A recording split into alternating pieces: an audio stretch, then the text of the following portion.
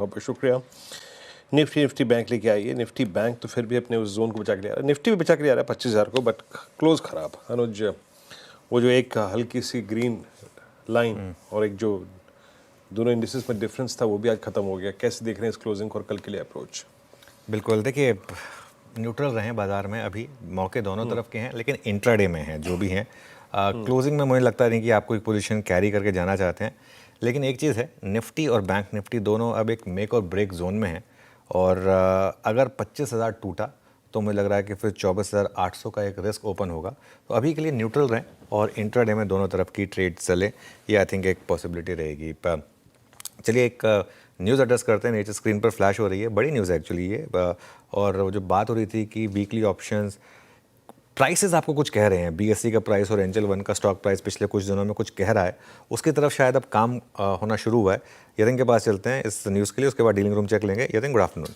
Good afternoon. और एक बड़ी खबर आ रही है, और अगर हम बात करें तो सेबी ने जो कंसल्टेशन पेपर है डेरिवेटिव कॉन्ट्रैक्ट्स को लेके, जिसके अंदर वीकली ऑप्शंस को डिसकंटिन्यू करने के लिए और ज़्यादा लॉन्गर टर्म अवधि के कॉन्ट्रैक्ट्स लाने के लिए जो कंसल्टेशन प्रोसेस इतने दिनों से चेयरमैन साहब कह रहे हैं, उस पर तैयारियां शुरू हो गई हैं। हमारी जानकारी के हिसाब से और सूत्र हमको बता रहे हैं कि सेबी ने जो कंसल्टेशन प्रोसेस का जो मसौदा इनिशिएट किया है, जो प्रोसेस शुरू हो गया है, यहाँ ये पिछले हफ्ते काफ़ी सारे ब्रोकरेजेस को मिले और बड़े बड़े ब्रोकरेजेस को सेबी ने एक फीडबैक देने के लिए कहा है कि अगर वीकली ऑप्शन बंद कर दी जाए या इसको लॉन्गर टर्म होराइजन पे ले लिया जाए या एक कैलिब्रेटेड वे में इसको एक लॉन्गर टर्म की तरफ शिफ्ट कर दिया जाए तो क्या व्यूज़ रहेंगे। और लिखित में सारे के सारे ब्रोकरेजेस जो मीटिंग में शामिल थे, इनसे अपने सुझाव मंगाए हैं। एक नॉर्मल कंसल्टेशन पेपर का प्रोसेस होता है कि पहले सेबी अपने स्टेक होल्डर से बात करती है और हमारी जानकारी के हिसाब से कुछ दिनों में शायद वो स्टॉक एक्सचेंजेस को भी मिले और उनकी राय लें कि वीकली ऑप्शंस और जो लॉन्गर टर्म कॉन्ट्रैक्ट्स की बात चल रही है उसको किस तरीके से एग्जीक्यूशन में लाया जाए, अमल में लाया जाए और कंसल्टेशन प्रोसेस का हिस्सा बनाया जाए।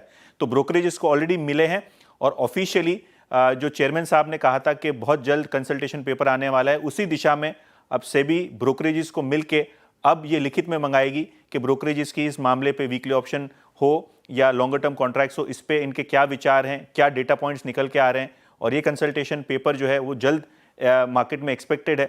ऑब्वियसली इसका असर हम देख रहे हैं काफ़ी दिनों से ब्रोकरेज स्टॉक्स पे और बीएससी के शेयर पे, क्योंकि बहुत टाइम से ओवरहैंग बना हुआ है। लेकिन हाँ, इस प्रोसेस का आउटकम क्या होगा ये काफ़ी अहम रहेगा। लेकिन काफ़ी इंपॉर्टेंट अपडेट बाजार के लिए कि कंसल्टेशन पेपर तो इस मामले में शुरू कर दिया गया है। कंसल्टेशन पेपर इस मामले में शुरू कर दिया गया है और कब तक इस पर कोई मीटिंग्स वगैरह प्लान्ड है यतिन? तो पिछले हफ्ते सेबी ब्रोकरेजेस को मिली और उनसे लिखित में मंगवाया है। और अगर हम एक्सचेंजेस की बात करें तो बहुत जल्द वो एक्सचेंजेस को भी मिलेंगे, क्योंकि जो डेटा है पूरे के पूरे डेटा पॉइंट्स, जैसे कि रिटेल को कितना नुकसान हो रहा है, क्या मैनिपुलेशन हो रहा है, क्या वीकली बंद करने से कोई ज़्यादा असर देखने को मिलेगा डेरिवेटिव मार्केट में। अच्छा, लॉन्ग टर्म कॉन्ट्रैक्ट जहाँ हेजिंग में ज़्यादा सहूलत मिलेगी, इंस्टीट्यूशनल इन्वेस्टर्स को फ़ायदा होगा, मार्केट्स को फ़ायदा होगा, तो वो सारे डेटा पॉइंट्स मेरे हिसाब से वो एक्सचेंजेस के साथ डिस्कस करेंगे। हालांकि हमने ना एक्सचेंज से बात की है, सेबी को लिखा है तो उनका भी कमेंट अवेटेड है। लेकिन हाँ, हमारी पक्की जानकारी है कि ब्रोकरेजेस को मिले और वीकली एक्सपायरी पे बहुत ज़्यादा चर्चा हुई है, जिसके बाद सेबी ने लिखित में ब्रोकरों से सुझाव मांगा है कि किस तरीके से इस कंसल्टेशन पेपर को आगे रंग रूप दिया जाए। ओके, चलिए तो बड़ी खबर। और ये थोड़ा सा जैसे हम डिस्कस भी कर रहे थे कि बीएससी का स्टॉक अब 200 डे मूविंग एवरेज के नीचे आ गया था, तो कुछ ना कुछ एक सेंस बन रही थी। डीलिंग रूम से क्या फीडबैक मिल रहा है यतिन, किन स्टॉक्स पर फोकस? जी, तो आज दो स्टॉक जो